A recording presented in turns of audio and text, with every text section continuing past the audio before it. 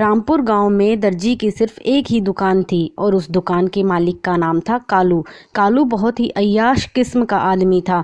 जब उसकी दुकान में कोई लड़की या महिला सूट सिलवाने आती तो वो किसी न किसी बहाने उसे छूता, और अगर वो अपना कोई पुराना सूट नाप के लिए ले आती तो वो उसे कहता, अरे क्या भाभी जी, आप जो ये सूट लाई हैं ये तो बहुत पुराना है, और आप कह रही हैं इस सूट का नाप ले दूं, इसी सूट के नाप से आपका नया सूट बना दूं। ऐसे थोड़े ही होता है, इतने महीनों में तो साइज में फेरबदल होता ही रहता है। अगर पुराने नाप से सूट सील दूंगा और फिटिंग सही नहीं आई तो आप ही मुझे बोलेंगी कि फिटिंग अच्छी नहीं है। सोच लो आपको क्या करना है, जैसा आपको ठीक लगे मैं तो वैसा ही सील दूंगा। पुराने नाप में तो फिर भी गड़बड़ रह सकती है, सूट अच्छे से ना सिले, लेकिन नए नाप में तो आपका सूट एकदम फिट सिलेगा। बस इतना कहने के बाद तो कोई महिला उसे कुछ कह ही नहीं पाती थी और चुपचाप उसे कहती, अच्छा ठीक है फिर ले लो नाप, और फटाफट अपने गले से वो इंची टेप निकालता और कहता, भाभी जी जरा सामने तो आइए। जब महिला उसके सामने खड़ी हो जाती तो बोलता, जरा कमर का नाप ले लूं, और कभी इंची टेप कहीं लगाता और कभी कहीं। इंची टेप के बहाने से महिलाओं को गलत तरीके से छूता। छूने के चक्कर में वो आधा घंटा तो नाप में ही लगा देता था। अगर कोई महिला उसे कहती, अरे मास्टर जी शाम तक नाप लेते रहोगे क्या, सूट कब सिलोगे, तो वो कहता, देखो भाभी जी मेरा नाम कालू मास्टर है, मैं बारीकी से अपना काम करता हूँ क्योंकि मुझे अपने काम से समझौता करना पसंद नहीं है। अच्छे से नाप लूँगा तभी तो एकदम मस्त फिटिंग वाला सूट सिलूँगा। बस अभी उसे कोई कुछ टोकता नहीं, जिसके कारण उसकी आंखों में और चमक आ जाती। और जब वह महिला उस दुकान से चली जाती तो वो उसके ख्यालों में डूब जाता और बड़बड़ाने लगता, क्या मस्त फिगर थी भाभी जी की, ओहो आज तो मज़ा ही आ गया नाप लेने में। इस भाभी जी के फिगर के आगे तो सारी हीरोइनें भी फेल हैं। हे ऊपर वाले क्या किस्मत बनाई है मेरी, जरूर मैंने पिछले जन्म में कोई पुण्य का काम किया होगा जो आपने मुझे इस जन्म में दर्जी बनाया। भगवान बस एक ही प्रार्थना है अब आपसे, अगले जन्म मोहे दर्जी ही कीजो ताकि मैं अलग अलग औरतों के नाप लेने के बहाने उनको छू सकूं। कालू सब औरतों के साथ छेड़छाड़ करता और उसका प्रोफेशन भी ऐसा था कि कोई उसे कुछ बोलता भी नहीं था। उसी गांव में एक रिटायर्ड टीचर रहती थी जिसका नाम सुदेश था। सुदेश के परिवार में एक बेटा सुंदर और उसकी बेटी नमिता रहती थी। सुंदर की शादी अभी 1 महीना पहले ही हुई थी। उसकी पत्नी का नाम सुरीली था और सुरीली बहुत ही खूबसूरत व भोली थी। सुरीली ससुराल में हमेशा घूंघट में रहती थी। वैसे तो उसे कोई घूंघट निकालने के लिए नहीं बोलता था, लेकिन उसे कोई कुछ टोकता भी नहीं था क्योंकि वह घूंघट अपनी मर्जी से निकालती थी। एक बार सुबह सुबह सुरीली चाय बनाकर अपनी सास सुदेश को देने जाती है और कहती है, माँ जी ये लीजिए आपकी अदरक वाली चाय। सुदेश जी चाय ले लेती हैं और सुरीली वहाँ से जाने लगती है। तभी सुदेश पीछे से बोलती है, रुको बहू मुझे तुमसे कुछ बात करनी है। सुरीली घबरा जाती है और कहती है, क्या हुआ माँ जी, मुझसे कोई गलती हुई है क्या, या फिर चाय अच्छी नहीं बनी। अरे बहू तू इतना डरती क्यों है, तेरी सास हूँ, कोई डायन नहीं जो तुझे मार डालूंगी। और जहाँ तक रही चाय की बात, वो तो मैंने अभी तक पी ही नहीं है। और यह कहकर सुदेश चाय की चुस्की लेती है और कहती है, अरे वाह चाय तो बहुत अच्छी बनी है, बिल्कुल तुम्हारे जैसी। अरे बहू तुम खड़ी क्यों हो, बैठो, मैंने तुमसे कहा ना कि कुछ बात करनी है। तो सुरीली बैठ जाती है और बोलती है, जी माँ जी कहिए आपको मुझसे क्या बात करनी है। इस पर सुदेश कहती है, देखो बहू तुम आज की पीढ़ी की औरत हो, हमारी पीढ़ी की तो हो नहीं, इसीलिए तुम्हें ये साड़ी पहनने की और घूंघट निकालने की कोई ज़रूरत नहीं है। मेरा तुम पर कोई दबाव नहीं है कि तुम हमेशा साड़ी ही पहनो। तुम्हारे पास कोई सूट है तो तुम वो पहन सकती हो, लेकिन माँ जी मैं कोई सूट सिलाकर लाई ही नहीं, मेरे पास तो सारी साड़ियाँ ही हैं। मैंने सोचा कि शादी के बाद साड़ियाँ ही पहननी होंगी। अरे बहू मेरे लिए तू और नमिता एक जैसी हो, जैसी वो मेरी बेटी वैसे ही तू मेरी बेटी। अगर वो सलवार कमीज पहन सकती है तो तू भी पहन सकती है, मुझे कोई दिक्कत नहीं है। और अगर तू सूट नहीं लाई है तो मैं तेरे सूट सिलवा देती हूँ, फिर तब तू आराम से पहनकर अपने घर के सारे काम कर लेना। और इतना कहकर सुदेश अपनी बेटी नमिता को आवाज़ लगाती है, नमिता जरा अपने कमरे से बाहर तो आना। इतना सुनते ही नमिता अपने कमरे से बाहर आती है और कहती है, हाँ माँ आपने मुझे बुलाया। हाँ बेटा, लेकिन पहले तू ये बता तू जा कहाँ रही है। माँ इस टाइम तो मैं डेली कॉलेज ही जाती हूँ। हूँ। लेकिन बेटा आज तो संडे है। नमिता कैलेंडर की तरफ देखती है तो कैलेंडर के पास जाती है और कैलेंडर को पलटते हुए बोलती है, माँ ये जनवरी आपने यहाँ गलत लगा रखा है, अभी तो फरवरी का महीना है। ओहो, तभी मैं सोचूं तू संडे के दिन कॉलेज क्यों जा रही है। अच्छा बेटा सुन, एक काम कर दे, पिछले महीने जो तू सूट सिलवाने का कपड़ा लेकर आई थी वो अपनी भाभी को दे दे। इसके पास सारी साड़ियाँ ही हैं, ये साड़ी में दिन भर दुखी होकर काम करती है, सूट सिलवा लेगी तो आराम से अपने सारे काम भी कर लेगी।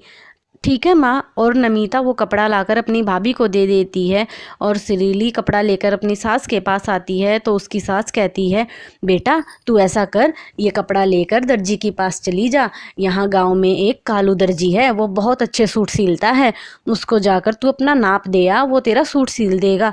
लेकिन माँ मैं अकेली जाऊँ। हाँ बेटा, अकेले जाने में क्या परेशानी है, तुझे नाप ही तो देकर आना है, और तुझे पता है ना मेरे तो घुटनों में दर्द है, अगर मैं तेरे साथ गई तो 15-20 दिन तक बेड से नहीं उठूंगी। फिर सुरीली दर्जी की दुकान पर जाती है तो दर्जी उसे दूर से देखकर ही करता है, अरे ये क्या, आज तो देहाती परी आ रही है घूंघट में, इसको पहले तो नहीं देखा, आज तो नया माल छूने को मिलेगा, ओहो मज़ा आ जाएगा। जब सुरीली कालू मास्टर के पास पहुंचती है तो कालू मास्टर उससे कहता है, सुनाइए भाभी जी, क्या काम है, क्या सेवा कर सकता हूँ मैं आपकी।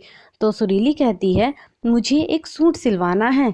तो कालू मास्टर कहता है, सूट सिलने के लिए ही तो बैठे हैं भाभी जी। और वह सुरीली को घूर घूर कर देखने लगता है, जिससे सुरीली झेंप जाती है और कहती है, मास्टर जी ये लीजिए कपड़ा, इसका सूट सिल देना। तो कालू मास्टर कहता है, कैसा सिलना है भाभी जी, पटियाला या नॉर्मल। पटियाला, ये कैसा सूट होता है। तो कालू मास्टर बताता है, भाभी जी पटियाला सूट तो आजकल ट्रेंड में है और मुझ जैसा पटियाला सूट कोई सिलता ही नहीं, दूर दूर से औरतें मुझसे पटियाला सूट सिलवाने आती हैं। जरा ठहरिए, आपको सैंपल दिखाता हूँ। और कालू दर्जी सुरीली को सूट के कुछ सैंपल दिखाता है और सुरीली को वो सैंपल पसंद आ जाते हैं। तो सुरीली कहती है, ठीक है कालू मास्टर, आप मेरा सूट ऐसा ही सिल दीजिए, लेकिन उसके लिए तो भाभी जी पहले देना पड़ेगा। क्या देना पड़ेगा कालू मास्टर। नाप भाभी जी, नाप। ओह, तो ले लीजिए नाप। तो कालू मास्टर सुरीली का नाप लेने लगता है और नाप लेने के बहाने से वो सुरीली को गलत तरीके से इधर उधर छूता है, जो सुरीली भाप जाती है और कहती है, मास्टर जी पीछे हटिए, मुझे नहीं लेना आपको नाप। तो मास्टर जी कहते हैं, क्या हुआ भाभी जी, नाप क्यों नहीं देना। तो सुरीली गुस्सा हो जाती है और कहती है, आप क्या कर रहे हैं, मुझे पता नहीं है क्या, नाप की आड़ में गलत तरीके से इधर उधर हाथ लगा रहे हैं, और ज़्यादा चालाक बनने की कोशिश ना करें, मैं सब समझ रही हूँ आपकी बातें जो आप मुझसे कहना चाह रहे हैं। तो कालू मास्टर भी तीखे स्वर में कहता है, भाभी जी ज़रा संभाल के बोलना, मैं कई सालों से ये काम कर रहा हूँ, आज तक किसी भी औरत ने मुझ पर इतना बड़ा इल्ज़ाम नहीं लगाया है, अब पहली औरत है, मैं ये बर्दाश्त नहीं करूँगा, मेरा काम ही ऐसा है, अब मैं हाथ नहीं लगाऊंगा तो नाप कहाँ से लूँगा और फिर सूट अच्छा कैसे सिलूँगा, आप बेमतलब मुझ पर इल्ज़ाम लगाए जा रही हैं। तो सुरीली कहती है, ज़्यादा सयाने मत बनिए, इतनी देर तक और ऐसे नाप कौन देता है, कभी कमर पर हाथ लगा रहे हैं, कभी ऊपर हाथ लगा रहे हैं, कभी कहीं हाथ लगा रहे हैं, आपको शर्म नहीं आती क्या। सुरीली जब दुकान पर आई तो कालू मास्टर भांप गया था कि सुरीली भोली है, लेकिन वो इतना नहीं समझा कि सुरीली भोली जरूर है लेकिन ना समझ नहीं है, वो तो उसके भोलेपन का फ़ायदा उठाना चाहता था। लेकिन सुरीली ने जब उसको करारा जवाब दिया तो वो अपनी दलीलों से अपने कारीगरी को ढकने की कोशिश कर रहा था और बोला, भाभी जी अगर आपको सूट नहीं सिलवाना तो मेरी दुकान से चली जाइए और यहाँ आने की कोई ज़रूरत नहीं है। सुरीली उसकी दुकान से चली जाती है और घर जाकर अपनी सास से कहती है, माँ जी वो कालू मास्टर बहुत ही बेकार इंसान है, अय्याश किस्म का है, मैं तो उसकी बातों से ही उसको भांप गई थी, वो नाप लेने के बहाने मुझे इधर उधर छू रहा था और ऊपर से शातिर भी बनने की कोशिश कर रहा था। तो सुरीली की सास सुदेश कहती है, बेटा अच्छा किया तूने उसको सबक सिखाने की कोशिश की, लेकिन अगर वो अब भी नहीं समझा है तो तुझे इसके लिए कदम जरूर उठाना चाहिए, क्योंकि आज उसने तेरे साथ किया है कल वो किसी और के साथ भी करेगा। थोड़ी देर बाद कॉलेज से नमिता भी आ जाती है और फिर तीनों मिलकर एक प्लान बनाती हैं और तीनों दर्जी की दुकान पर जाती हैं। तो नमिता दुकान के अंदर जाती है और कहती है, टेलर मास्टर मुझे सूट सिलवाना है। कालू तो अपनी आदत से मजबूर था, उसे नमिता दिखी तो उसने लाइन मारने की कोशिश की और बोला, हाँ हाँ क्यों नहीं, हम तो सूट सिलने के लिए ही बैठे हैं।